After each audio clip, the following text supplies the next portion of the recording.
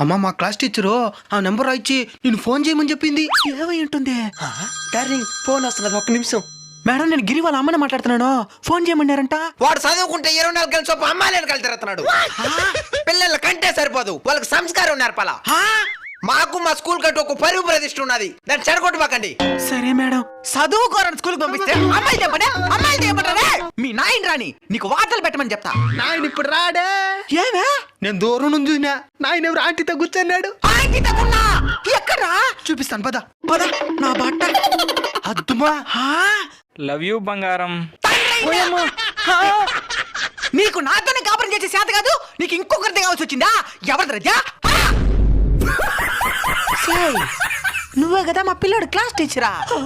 నువ్వే కదా సంస్కారం పరువు ప్రతిష్ఠ గురించి మాట్లాడిందా? అవునండి.